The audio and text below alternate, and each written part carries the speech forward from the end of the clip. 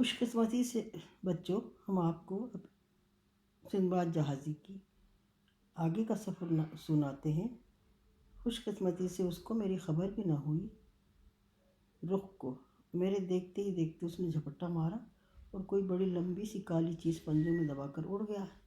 میں نے غور سے دیکھا تو پتہ چلا کہ رخ ایک زبردست اژدہے کو لے کر جا رہا ہے۔ رخ کے جانے کے بعد میں نے ارد گرد نظر دوڑائی، دیکھا کہ میں ایک پتھریلی ڈھلان پر کھڑا ہوں۔ میرے قدموں تلے ایک بہت گہری اور لمبی چوڑی وادی ہے جس میں سوائے پتھروں کے کچھ نہیں۔ میرے سر پر ہر طرف دیوار کی طرح سیدھے پہاڑ آسمان سے باتیں کر رہے ہیں۔ یہ منظر دیکھ کر میرے ہوش اڑ گئے اور میں نے دل ہی دل میں اپنے آپ کو خوب کوسا۔ اس آفت کی جگہ سے تو وہ جزیرہ ہی لاکھ گنا بہتر تھا۔ وہاں بھوکے پیاسے مرنے کا خطرہ تو نہ تھا۔ یہاں ان پہاڑوں پر اس کالے پتھروں کی وادی میں پیٹ بھرنے اور پیاس بجھانے کی کوئی صورت نظر نہیں آتی۔ کوئی پیڑ تک نہیں کہ آدمی تھک ہار کر گھڑی دو گھڑی اس کے سائے میں سستا لے۔ یہاں سے جاؤں تو کہاں جاؤں؟ ان اونچے سیدھے پہاڑوں پر کون چڑھ سکتا ہے؟ پہلے اس جزیرے پر قید تھا، جتن کر کے وہاں سے چھوٹا تو یہاں آ پھنسا، اور یہ قید پہلے سے بھی بدتر ہے۔ وہاں جنگلی میوے کھانے اور ندی کا پانی پینے کو تو مل جاتا تھا، اب اس سے بھی ہاتھ دھونے پڑے۔ واہ رے قسمت! فرض اس طرح کی باتیں کرتا ہوا ڈھلان سے اتر کر وادی میں پہنچا۔ یہ دیکھ کر میری حیرت کی انتہا نہ رہی کہ وہ وادی اس ایک سرے سے دوسرے سرے تک ہیروں سے پٹی پڑی ہے۔ وہاں ہر قسم اور سائز کے ہیرے موجود ہیں، اور بعض تو اتنے نادر و بے بہا تھے کہ بادشاہوں نے کبھی خواب میں بھی نہ دیکھے ہوں گے۔ ساری وادی دھوپ میں جگمگ جگمگ کر رہی تھی، لیکن ان ہیروں کے ساتھ وہاں اژدہے اور سانپ بھی بکثرت موجود تھے، اور ان کی شکلیں دیکھ کر اور پھنکار سن کر میری ٹانگیں کانپنے لگتی تھیں۔ بعض اژدہے تو اتنے موٹے اور لمبے تھے جیسے تاڑ کے درخت کا تنا، اور اگر ہاتھی بھی ان کے ساتھ آ جاتا تو وہ اسے بھی ایک سانس میں نگل لیتے۔ میری جان ان سے اس طرح بچی کہ اس وقت وہ تیزی سے رنگ رنگ کر اپنے غاروں اور بلوں میں جا رہے تھے۔ دن کے وقت وہ رخوں کے ڈر سے چھپے رہتے تھے اور رات کو باہر نکلتے تھے۔ اژدہوں کے ڈر سے میری بھوک پیاس اڑ گئی۔ میں سوچنے لگا کہ رات کو ان سے میری جان کیسے بچے گی۔ کچھ دیر بیکار پھرنے کے بعد میں نے کوئی ایسی جگہ ڈھونڈنے کی کوشش کی جہاں چھپ کر میں رات بسر کر سکوں۔ شام کے وقت ایک الگ تھلگ سی جگہ پر مجھے ایک غار نظر آیا۔ اس کا دہانہ بہت چھوٹا تھا۔ میں نے طے کیا کہ اسی غار میں پناہ لینی چاہیے۔ میں نے اس میں داخل ہو کر دہانے کو ایک بھاری پتھر سے بند کر دیا تاکہ باہر سے کوئی نہ آ سکے، اور اطمینان کی سانس لی۔ جب میری آنکھیں اندھیرے سے مانوس ہو گئیں تو میں نے غار کو دیکھنا بھالنا چاہا۔ میں چند قدم ہی چلا تھا کہ غار میں پرلی طرف ایک بہت بڑا اژدہا نظر آیا جو اپنے انڈوں پر کنڈلی مارے بیٹھا تھا۔ میرے رونگٹے کھڑے ہو گئے اور اندر کی سانس اندر اور باہر کی باہر رہ گئی۔ سمجھ میں نہ آتا تھا کہ کیا کروں۔ باہر جاؤں تو خطرہ، اندر رہوں تو خطرہ۔ آخر میں نے سوچا کہ اپنے آپ کو اللہ کے رحم و کرم پر چھوڑ دینا چاہیے۔ اسے بچانا منظور ہوگا تو بچا لے گا۔ یہ سوچ کر میں وہیں بیٹھ گیا اور ساری رات آنکھوں میں کاٹی۔ ڈرے ہوئے آدمی کو نیند کیا آتی۔ صبح ہوتے ہی پتھر ہٹا کر لڑکھڑاتا ہوا باہر نکلا۔ ایک تو میں بھوکا پیاسا، دوسرے 2 راتوں سے سویا نہ تھا، تیسرے جان کے ڈر سے بے حال تھا، ورس ٹانگوں میں سکت نہ رہی تھی۔ بغیر کسی مقصد کے گرتا پڑتا ایک طرف چلا جا رہا تھا کہ گوشت کا ایک لوتھڑا چٹانوں سے لڑکتا ہوا میرے سامنے آ گرا۔ دیکھا تو معلوم ہوا کہ ذبح کی ہوئی اور کھال اتری ہوئی بھیڑ ہے۔ میں نے ادھر ادھر دیکھا، کوئی آدمی نظر نہ آیا۔ پتہ نہ چل سکا کہ یہ ماجرا کیا ہے اور بھیڑ کس لیے نیچے پھینکی ہے۔ سوچتے سوچتے مجھے ایک بات یاد آ گئی جو میں نے کئی بار سیاحوں اور سوداگروں کی زبانی سنی تھی۔ ان لوگوں کا کہنا تھا کہ بہت دور ایک جزیرے پر ہیروں کے پہاڑ ہیں، اور ان پہاڑوں کے بیچ میں ایک وادی ہے جو ہیروں سے اٹی پڑی ہے، لیکن پہاڑوں کی وجہ سے انسانوں کا اس وادی میں گزرنا ناممکن ہے۔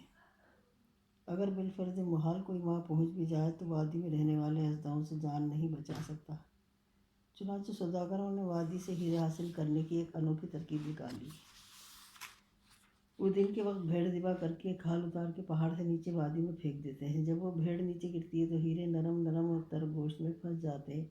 دوپہر کو جب عقاب اور سنگھ مرغ شکار کی تلاش میں نکلتے ہیں سیم لوگ شکار کی تلاش میں نکلتے ہیں تو بھیڑیں اٹھا کر اپنے اپنے گھونسلوں میں لے جاتے ہیں۔ انہیں گھونسلوں میں اترتا دیکھ کر سوداگر شور و گل مچاتے ہوئے ان کی طرف دوڑتے ہیں۔ ان کے شور سے گھبرا کر پرندے بھیڑوں کو چھوڑ چھاڑ کر اڑ جاتے ہیں۔ ان کے جانے کے بعد سوداگر بھیڑ کے گوشت سے ہیرے چن کر ہنسی خوشی اپنی راہ لیتے ہیں۔ یہ بات یاد آتے ہی میں سمجھ گیا کہ بھیڑ کیوں پھینکی گئی۔ فوراً ہی مجھے اس ڈراؤنی وادی سے نکلنے کی ایک ترکیب سوجی۔ میں نے دوڑ بھاگ کر کے عمدہ ہیرے اٹھائے، جیبوں میں بھرنے شروع کیے۔ جب جیبیں بھر گئیں تو میں انہیں آستینوں میں اکٹھے کرنے لگا۔ اس طرح سینکڑوں ہیرے جمع کرنے کے بعد میں نے پگڑی اتاری اور اپنے آپ کو خوب مضبوطی سے بھیڑ سے باندھ لیا۔ پھر بھیڑ کے نیچے لیٹ کر انتظار کرنے لگا۔ دوپہر ہونے والی تھی، اس لیے مجھے زیادہ دیر انتظار نہ کرنا پڑا۔ ایک سیم رخ نے آ کر جھپٹا مارا اور بھیڑ اور مجھے لے اڑا۔ اڑتے اڑتے وہ پہاڑ کی چوٹی پر جا اترا اور بھیڑ کو نوچ کر کھایا ہی چاہتا تھا کہ ایک طرف سے ڈھول پٹنے، نرسنگے پھونکنے اور چیخنے چلانے کی آوازیں آئیں اور اس قدر شور ہوا کہ سیم رخ بھیڑ کو چھوڑ کر اڑ گیا۔ میں نے فوراً پگڑی کھولی اور بھیڑ کے پاس کھڑا ہو گیا۔ میرا حلیہ بڑا عجیب تھا، کپڑے خون میں لتڑے ہوئے تھے اور چہرے پر جگہ جگہ خون لگا ہوا تھا۔ اتنے میں جدھر سے شور ہوا تھا ادھر سے ایک آدمی میری طرف دوڑتا ہوا آیا۔ جب اس کی نظر مجھ پر پڑی تو وہ ہکا بکا رہ گیا اور ڈر کے مارے اس نے میری طرف دوبارہ دیکھا بھی نہیں، بلکہ بڑھ کر بھیڑ کو الٹنے پلٹنے لگا۔ اس میں ہیرے کہاں باقی رہے تھے، وہ تو میں نے سب پہلے ہی ہتھیا لیے تھے۔ جب تلاش کے باوجود ہیرا ہاتھ نہ آیا تو اس آدمی نے اپنی پگڑی اتار کر زمین پر دے ماری اور بال نوچ کر بولا، میں لٹ گیا، میں تباہ ہو گیا، میری ساری محنت اکارت گئی، یہ کیا معمہ ہے میرے خدا۔ میں اسے ڈھارس دینے کے لیے آگے بڑھا تو وہ خوفزدہ ہو کر پیچھے ہٹنے لگا اور کانپتی ہوئی آواز میں بولا، تم کون ہو اور یہاں کیسے آئے؟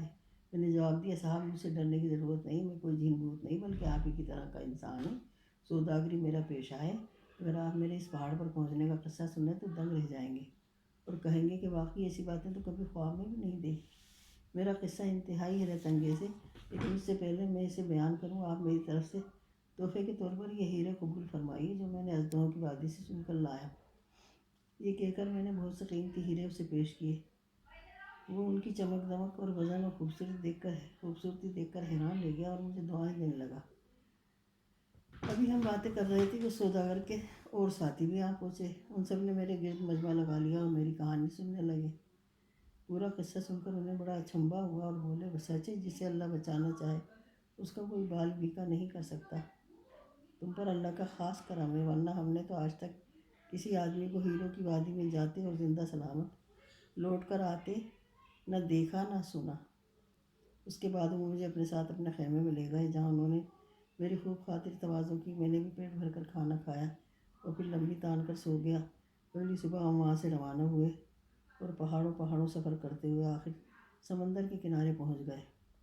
وہاں سے جہاز پر سوار ہو کر ہمیں خوشگوار جزیرے کے ساحل پر لنگر انداز ہوئے، جہاں بڑا گھنا جنگل تھا اور اتنے بڑے بڑے درخت تھے کہ ان کے سائے میں 100 آدمی آرام سے بیٹھ سکتے تھے۔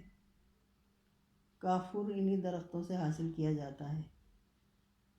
اس کا طریقہ یہ ہے کہ کافور نکالنے والا کسی نوکدار چیز سے درخت کے تنے میں سوراخ کر دیتا ہے، اس سوراخ میں سے ایک عرق ٹپک ٹپک کر نیچے رکھے ہوئے برتن میں جمع ہو جاتا ہے۔